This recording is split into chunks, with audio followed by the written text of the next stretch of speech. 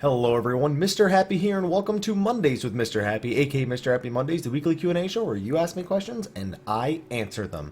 This week, let's just get started with the videos right here. I put out a lot of videos this week, a lot of filler videos. We're still kind of waiting on the next patch for Final Fantasy XIV, so I like to upload a few more Dark Souls videos, a few news videos about Final Fantasy XIV, a few things in between. We made sure to get a good variety of things out there, but the big news this week, now that these things are gone, is over on Twitch. We very surprisingly managed to hit 1,000 subs this last Thursday.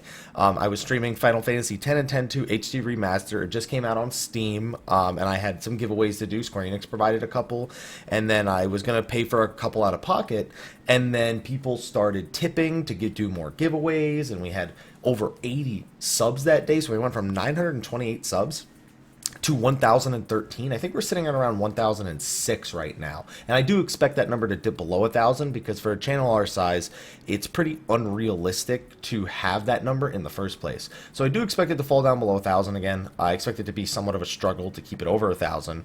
But hopefully I can keep producing quality streams, quality content, and that will encourage you guys to support the stream. I've been, honestly, I couldn't ask for more than what I have right now. It's just unbelievable, the crazy amount of support that came out for Final Fantasy X and X-2 HD Remaster, the crazy amount of people who were tipping, the crazy amount of people who were subbing to the broadcast. It's just been nuts. So for those of you who were there and a part of it, thank you. We have our official 2-year Twitch anniversary on May 23rd. I made a video about it separately last week as well, and that is going to be kind of a weird day because I'm going to be streaming earlier and I'm still only going to be streaming for 5 hours. So I may do like a special event outside of that day, and then on top of that I will be streaming from a Microsoft store in Century City in California, and I'm going to be streaming Overwatch for the Overwatch launch event. So I'm really looking forward to being able to do that for you guys as well. And then the following day I have another appointment, so I won't be streaming on the 24th. I can't say what it is yet, I'm under NDA, but it is something I think that will resonate well with our community.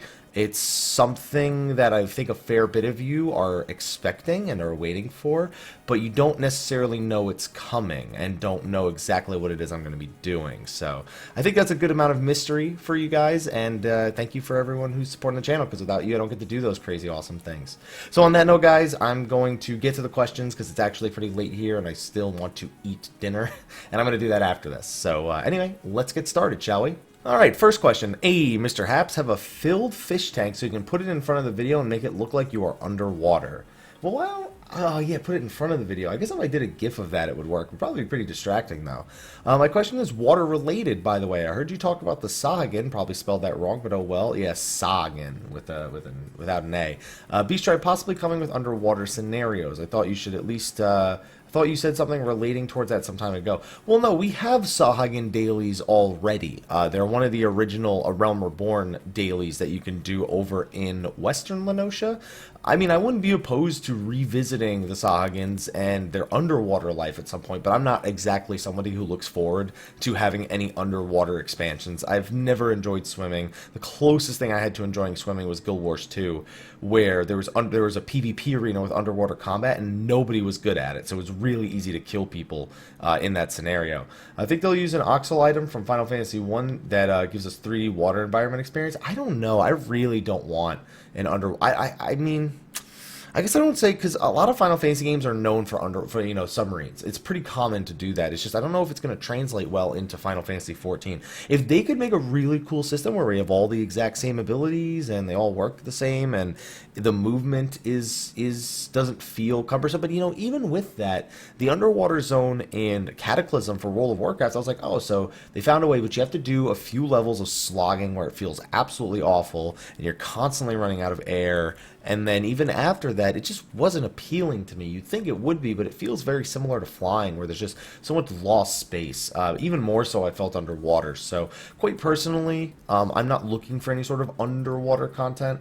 A barrel ride, on the other hand, that I could be down with. So I'm cool with that if we want to do like a Final Fantasy VII minigame, almost like the snowboarding one, but with a barrel ride down a river. That I'm okay with. All right, next question. Hello, mister. I seek your wisdom. Is trying to beat an extreme primal worth it? Is the equipment worth it to someone who just sticks with expert dungeon story quests, relic grinds, and normal raids? Alex and 24 man. So it's worth it for multiple reasons, but I'll read your question first. Your full-on explanation. So ever since Story and Sephiroth came out, my desire to do these fights just isn't there. I feel like maybe the time and effort to try and complete these battles isn't going to be worth it. Remember back in A Realm Reborn, it took me 2 months of party fighter groups to finally get through Titan, and I just don't know if I want to put in all that time and effort again. The fact that we now know we can buy tome weapons eventually makes me feel like they are good enough. P.S. I noticed that ever since I brought up ketchup Doritos, other people have been bringing up Doritos too. Just something I noticed. Yeah, ketchup Doritos has been a pretty common theme, and I've still not tried them, and I'm still not looking forward to ever trying them. Unfortunately, I know some of you guys will wish that upon me in my P.O. box. So, is it worth it? So first of all, you have to define worth it to you. What I find worth it is testing a well-designed encounter, something that's challenging, something that has a learning process, and something that improves your skill as a player, or at least utilizes a wider array of the skills that you have for your job. And I feel like Extreme Primals achieve that. Now, is the equipment worth it? It is for a short period of time. You know, after 7 weeks of doing Alexander normal, you'll eventually be able to get an I-230 weapon, which is superior to the Sephiroth weapon. And the next Primal will likely have an I-235 weapon, and from the Void Arc or from the Hunt, you'll probably be able to, at that point, upgrade to a 240 weapon or do your Anima weapon. But is anything ever worth it in an MMO? I mean, that's really something you got to ask yourself. Is it something you enjoy doing? If the answer is no, then the answer is usually that it's not worth it. I mean, that should be really the bottom line. Now, when it comes to efficiency, there are some things that are easier to get interested in than others, and some people don't like the idea of, you know, struggling to find a group to defeat a boss. Some people love the idea of constantly looking for a worthy party to take down a hard boss with. You know, some people enjoy that adventure and some people don't. So if it's something you don't necessarily seek and something that you're going into with the mindset that you don't want to do it, I guess it depends on if you don't want the challenge or if you don't care for the items. And if the items aren't enough incentive, then you don't want to do the fight either. I'm always incentivized by the fight itself. Gear is great, but the fight itself being fun and exciting is the best part for me. So I'm going to say yes, it is worth it, at least for the experience. Alright, next question. Yo, Haps, did you know Zalera was great even before the Happy Army? I've heard. I've said that I think it was probably pretty good. What 3DS games have you played besides Explorers? Bravely Second has been a great play if you like difficult, old-school Final Fantasy games. Play it on hard mode and get your ass kupoed sideways. I have only played Final Fantasy Theatrhythm and Final Fantasy Explorers. I think I had one other game on it, but I also had the PlayStation TV, which I haven't really touched.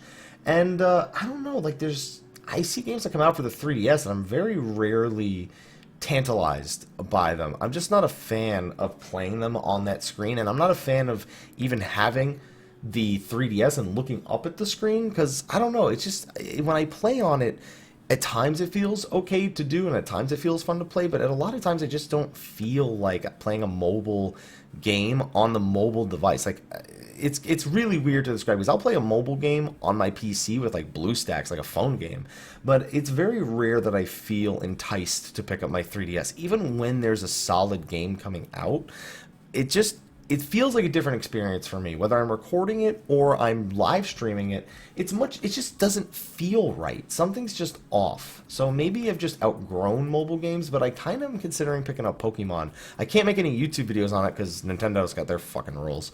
But live streaming is a possibility. I'm considering it. I'll see what I decide to do. Alright, next question. Haps, I still hope we get the Blue Mage as a tank, but as a thanks for playing along with Rouletteception, have my Dragoon changes. So instead of a 4th tier combo RNG buff that links Chaos Thrust with Fang and Claws and links Full Thrust with Wheeling Thrust, instead of a 4th tier combo RNG buff that just links Chaos Thrust and like... Oh, I mean, it's whatever. You know, I don't know. I always like it when a job requires a player to have a reactionary skill to it, because eventually your job becomes entirely based on muscle memory, and if there's never any sort of aspect that requires adapting to, it feels a little bit less interesting to me. That being said, Ninja and Monk technically are the 2 melees that I've played, and Dragoon is not one of them, and those 2 are very static. There's very little to react to outside of the boss moving, and Dragoon needs to react to that as well. So I guess it's hard for me to judge it properly, although the proc aspect of Bard with Bloodletter I liked back in the day. Black Mage, I loved getting procs back in the day. But those jobs have moved away more so from that, whereas Dragoon has moved more towards that, just because of the fact that they added the 4th tier combo with Bard and Black Mage. You know, sometimes you can't keep a Nokian, sometimes it just doesn't fit in the right place in your, you know, between your global cooldowns. Sometimes you have to clip your heavy shot to even make it work. So it's a very different thing. I don't think it's ridiculous to wish that it wasn't RNG. I think it's just a matter of taste. All right, next question. Hey, Mr. Happy, hope you are having a good day. I hope you're having a good day too. Or good morning by the time you're seeing this. I have 2 questions I would like to ask. 1, do you think we will ever have a job that will be compatible with the rogue cross-class actions? If yes, what job do you think will be good to make it compatible with? So the rogue cross-class has Goad and Shadeshift? I actually don't know. I'm going to check right now, actually. So, xivdb.com, database, skills, rogue. Goad is definitely one of them. Let me see what the other ones are. So, Shadeshift is not. No.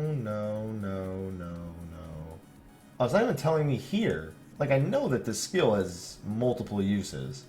You're not going to tell me that it doesn't, but I actually don't know off the top of my head what the cross classes are for that. So, Rogue, Final Fantasy 14, just go to Console Gamers Wiki. Maybe that'll help.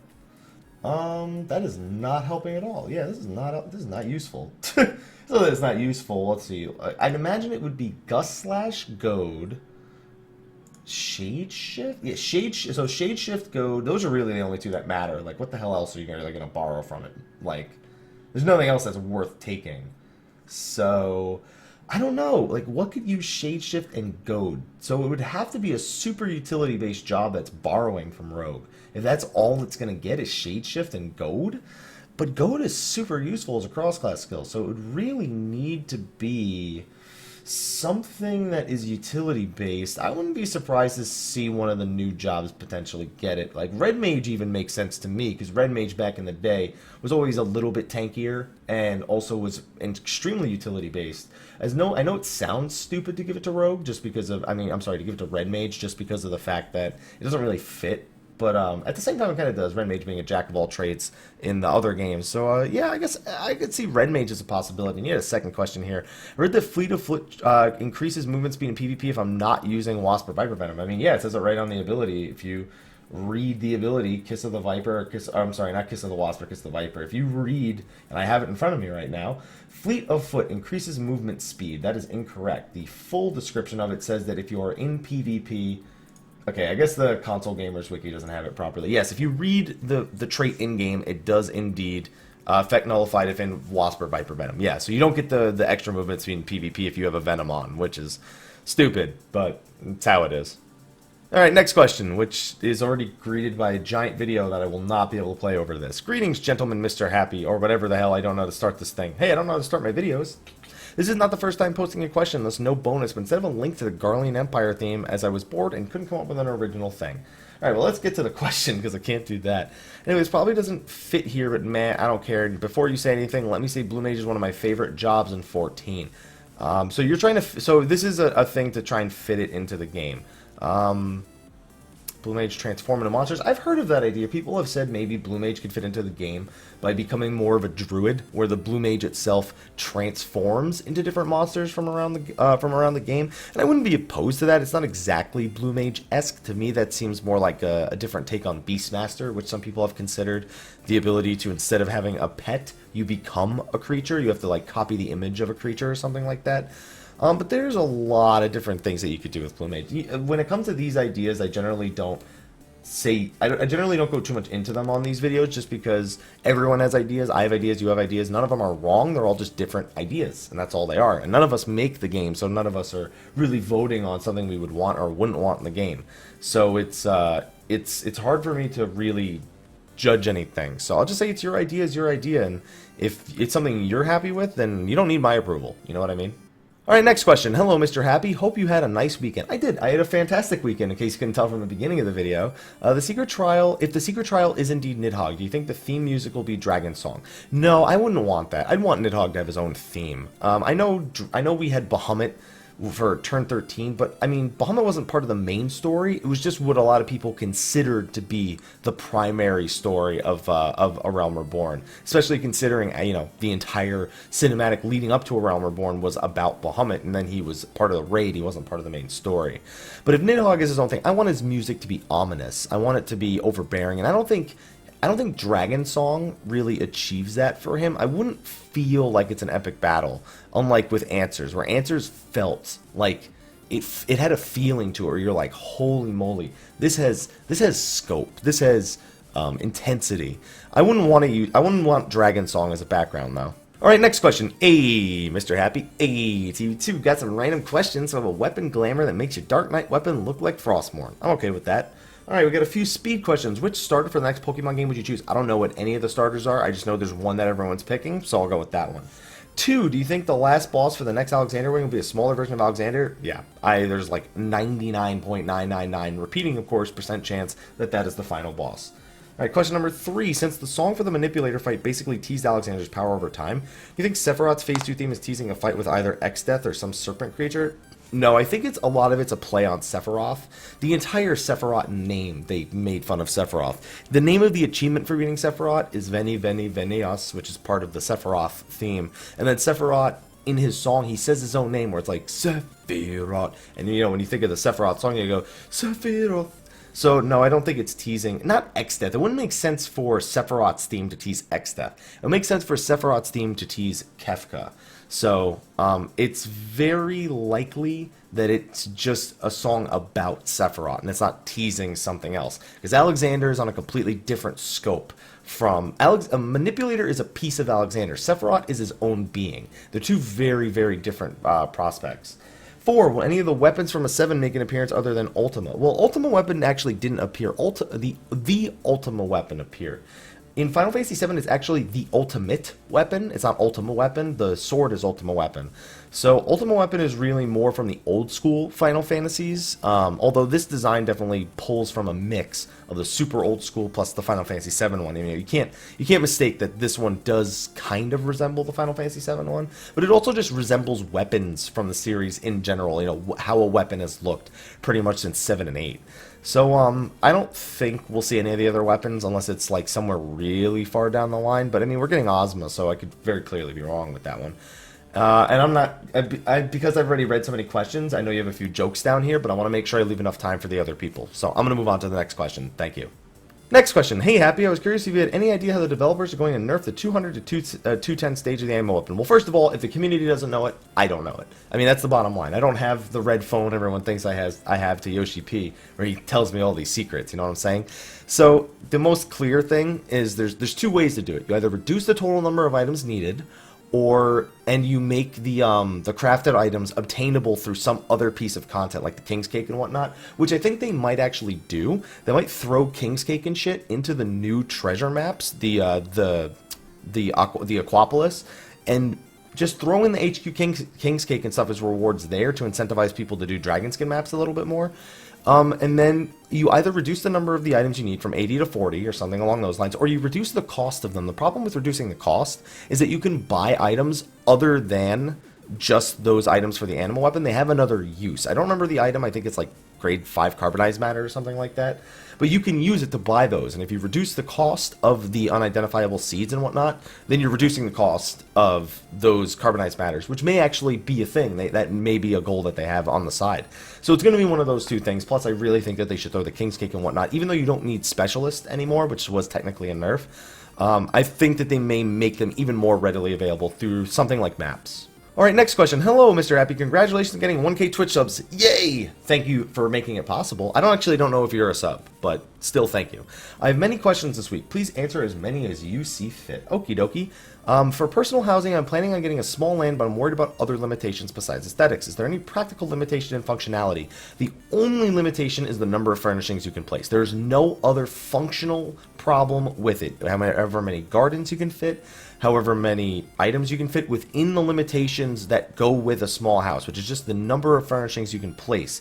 Those are the only things. There's no furniture you're not allowed to have on a small plot.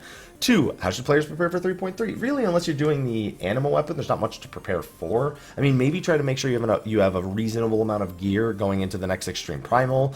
Make sure you've probably saved up some Dragon Skin maps to do the Aquapolis. Probably try to make some money off of that. If you haven't leveled Gathering, you may want to do that in advance. There's probably going to be some new recipes, so people should maybe start saving their red scripts, or maybe start saving up some of the materials they have around now.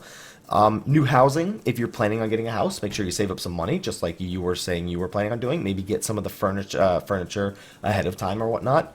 And then just get ready for Deep Dungeon in 3.35, which you don't have to do anything to get ready for, other than, you know, make sure that whatever job you have your cross classes for it, you have your plan on how you're going to solo or how you're going to go through it with friends, whatever your plan is for that.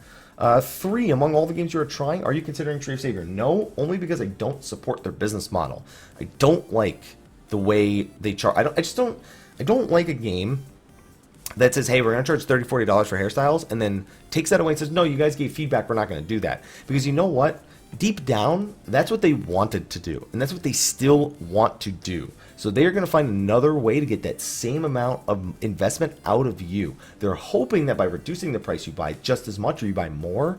But in all reality, that's still their business mind. They still would have charged that if people didn't talk up against that, because it's just like, yeah, here, $30 hairstyles, whatever. The people who will buy them will buy them, but there was such a huge outcry. I don't trust a company that does that. All right, that's just my way of doing it, so I won't play Tree of Savior. 4, have you ever played the games of the Tales series? I have, but only at a friend's house. I've never owned a Tales game. I've only played I played Tales of Symphonia at a friend's house. I literally walked into his house and he was just like, hey, I'm playing this game. I need you to heal for me. And I was like, okay, I picked it up. I had no idea what I was doing, and he died in one hit. He didn't just die. He went from 100% HP to 0% HP because he was playing, I guess, on a high difficulty.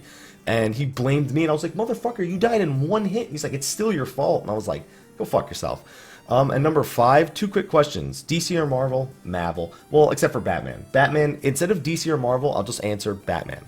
And 2, Star Wars or Star Trek? Never watched Star Trek, not fair for me to judge, so I'll just go with Star Wars. Alright, next question. Hey, Happy Man. First, I want to congratulate you on your 1K Twitch subs. Thank you, my man, helping make it possible. 14 is my first and only MMO, and your guides, Q&A, and overall content has helped me tremendously with figuring out this game and adding to my enjoyment. In honor of your achievement, I have a massive statue of your image. I would never want a statue of myself. To me, that's like so conceited. Like, it's a cool thing to see it in a place where people can appreciate it, but... So that reminds me of a joke from Aziz Ansari. Aziz Ansari says he went to Kanye West's house, and when he walked in the Kanye West house, he was listening to one of his own songs from, I think it was Heartbreaker. It was from the Heartbreak album. I don't remember what it was called. And he just bumping his head to it, and he's just like, yo, this beat is dope. And it's like, that's so fucking full of yourself, and I would never want to be that full of myself. Now on to the question. What was the game that changed gaming from a hobby and a pastime and sparked your passion for it? Dude, it was like... I was like 3 or 4 years old. I just picked up video games. I just immediately loved them. There was never a point where it went from being a hobby to a passion. I just started as soon as it was a video game in front of me, it was passion. It was all my time is going into this. This is what I want to do for the rest of my life. And then I didn't really know what to do with it. So it was really good that I eventually figured out that I A, really liked video games, and B, really like talking about them. And what do you know, that's what I get to do for a living now. So thank you for watching this video and supporting that dream. I feel you may have answered this one. I probably have, but it's been a while at the very least, so I don't mind answering it again. And yeah, I just remember Kirby's Dream Land, I think, was one of the really, really early games that I played that I loved and that I could play endlessly. Super Mario 64, the old Super Mario 1 and 2, 1 and 3, because I fucking hated Super Mario Brothers 2. I was not good at that game. Growing up, I was awful at Super Mario 2. What's it called? Not Yoshi's Island. Yoshi's Island, actually, yeah, that was another big one for me. There was a lot of really early Nintendo games. I'd say that was the big thing. Just a lot of Nintendo games. All right, next question. Hi, Mr. H. Not my first time posting, but seeing as you hit that 1K sub this week, you can have whatever your heart desires. How about another 1,000 subs, but at no cost to you guys? They just give me 1,000 more, and then I'm good. My question is not really a question, but more of a thought. How would you feel about a full-on Beast Tribe invasion of the main city? So, I've actually wanted that, and I know a lot of people revert back to Final Fantasy XI's Besieged event, which, by the way, was a clusterfuck. I hated Besieged. I went, it was a goddamn nightmare, nothing loaded. You couldn't even tell if you were dealing damage 90% of the time. You would just fall over dead with nothing on the screen. It was a goddamn nightmare in Final Fantasy XI. I do not have fond memories of Besieged, believe it or not. I have fond memories of attempting to enjoy Besieged, but not any fond memories of actually enjoying the content itself, because it was just the tech at the time could not keep up with the demand of the 750 players plus all the NPCs plus all the enemies that you need to look. It just never worked in my opinion.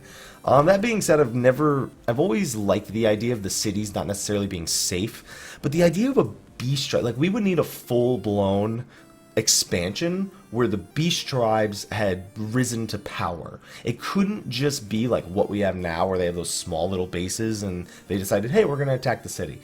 It would literally need to be a full-blown, like, they have, after all these years, reamassed their armies, and then we're working together with the beast tribes, and we can hire beast tribe mercenaries to fight against the invading ones, and you can defend the cities from them. And then you have to consider Limsa has 2 of them. Then what would we have? We would have to have, I mean, the Amalja would have to be a huge threat, because there's 2 threats over in Limsa Lominsa, and again, you have the Black Shroud, where it's still mostly the Sylphs. So there's a lot of room to improve. Oh, and I'm sorry, and you have the Ixals, but the Ixals, I guess you could debatably stick to. Yeah, no, yeah, that would be Gridani, and then you just have the Amalja, which would just have to be the biggest threat, unless you want to make it like friggin' Kikern or something, or like the ants. I don't know, the ants from friggin' Cutter's Cry or whatever it is.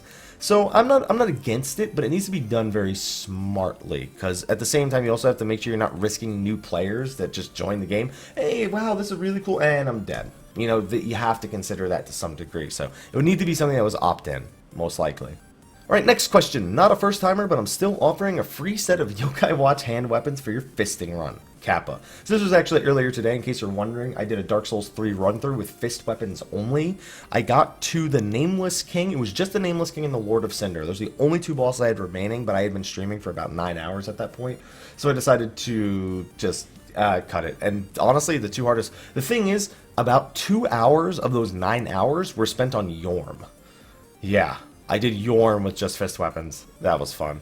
No Storm Ruler for me. So, let's see, what are your favorite Souls bosses, and what mechanic story do you think made them your favorite? Sif is an all-time favorite for me in Dark Souls 1.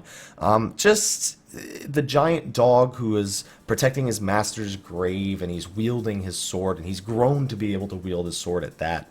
And then on top of that, the amount of respect that he has for the player if he's defeated Artorias, and if he's saved Artorias from his fate, but still wanting to fulfill his role. There's a lot of emotion there. There's a lot of sadness. There's a lot of respect. And it's definitely, without any words, probably one of the most interesting characters, one of the most interesting bosses that I've fought in a Souls game. That being said, there are other bosses that I have memories of for other reasons. Like, for example, Ornstein and Smo from Dark Souls 1 is a huge one I have memories of, because of the difficulty of Ornstein and Smo as a brand new person to the Souls franchise. And even to this day, I still have trouble with those 2. I can't fucking beat that boss without struggling. Even though I did one-shot them the last time I played through Dark Souls. It took me about 30 minutes, but I one-shot them somehow. And then I guess if we're looking towards the other Dark Souls games, Dark Souls 3 has a lot of memorable bosses, actually. It's hard for me to just pick one, which makes it sound like I don't actually care about those bosses. But I guess after today, Vort is definitely one that I'm going to never forget. Just trying to beat him with only fist weapons, goddamn. With only my bare fists, not even fist weapons, my bare fists was a goddamn experience. But man, there's some really good bosses. Gundyr stands out a lot. Gundyr was like the Artorias of that game. I still don't think he's really that hard, but it requires a lot of smart thinking. So the champion Gundyr, and if I had to pick another one from Dark Souls 3, you know, Soul of Cinder is actually a crazy boss. He's basically Gwyn 2.0, but I like it about him that he's, you know, it's a 2-phase boss with 2 full health bars. He has all these different weapons he can switch between. He has Gwyn's moveset eventually, and it makes for a great epic final fight like Dark Souls 1 had. Unlike Dark Souls 2, which did not have a great epic fight. So I'm going to go with those 4 bosses as some of my favorite bosses in the Souls series. Alright, and this is going to be the final question for the week. I'm actually not recording this live, so there's not going to be any extra questions here at the end. Can you please explain to me how the heck dots work in conjunction with the buff you apply to yourself? Specifically, since I'm a bard, I know your dots get buffed along with your other attacks when you do them, but what about when I cast Iron Jaws? So okay, this is a common question for newer bards, so don't feel bad about this one. Iron Jaws Jaws is basically the equivalent of you recasting both dots at once. So it takes whatever buffs you have on when you cast Iron Jaws and applies those. If you have no buffs on Iron Jaws and you use it over 2 fully buffed dots, then those fully buffed dots are not going to retain their buff. You're going to go to the no buffed Iron Jaws, the no buffed dots. So that's why a lot of bards in their opener, what they'll do is when their dots still have like 7 or 8 seconds left, they'll Iron Jaws again while they still have all their buffs to extend the fully buffed duration. You have to calculate it out to see if it actually works. And I'm pretty sure that at this point it's been mapped out that Iron Jaws with all your buffs up at like 7 to 8 seconds left in your opener is better than Iron Jawsing at like 1 second and getting those 3 ticks taken away. Those 2 or 3 ticks taken away. So that's how it works. So if you have all your buffs up when you Iron Jaws, it'll apply all your buffs. If you have no buffs up when you apply Iron Jaws, then that Iron Jaws will be treated as if it was just 2 plain dots that were applied. It's whatever you have on when you cast an ability that will extend it. Now, to be clear, the one place where that's different is Contagion. When Garuda contagions dots, it's extending the current dots. Iron Jaws reapplies both dots, assuming that they're present. It doesn't extend their duration, it reapplies them. So Contagion will extend the duration of the buff as long as the dot is present, whereas Iron Jaws will replace it. So hopefully that was clear enough. Thank you everyone for asking your questions this week for Mondays with Mr. Happy. Be sure to ask your questions next week in the Dream Network forums in the description of the video. Go there, sign in, log in, sign up, and then ask a question, and I'll be sure to get to it on next week's Mondays with Mr. Happy.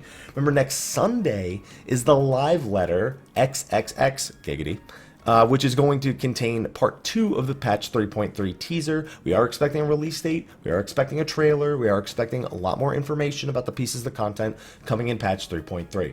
But anyway, I'm going to wrap things up, so here you go, here's the videos again, and thank you everyone for supporting the stream and getting us to 1,000 subs. Like I said, we're probably going to struggle to stay above it. I fully anticipate struggling to stay above 1,000 subs. It's just, it's unbelievable to think that we even had the capacity to achieve that. There are channels that have 5 times our viewer base, 5 times our followers, 5 times our subs over here on YouTube that do not have that success, that do not have those numbers, that do not have the community that we have. So I'm very proud to have you guys there. If you're someone who watches this Mondays with Mr. Happy and you've never watched the stream, I invite you, please come visit our community on Twitch. Come join. I know not everybody enjoys watching people play video games. I get it, don't worry. But being a part of the community is something I want to make sure you're all aware of how amazing the community is we have over on Twitch. Yes, people bicker from time to time, oh, this is my favorite Final Fantasy. Final Fantasy 13 sucks.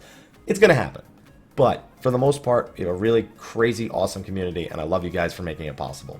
So thank you again this week, and thank you again for the 1,000 subs, and thank you again for making my dream real. I'm going to keep doing what I do and making you guys happy, hopefully, and I will see you guys next week from next Mondays with Mr. Happy. Until then, everyone, have a good day, and take care.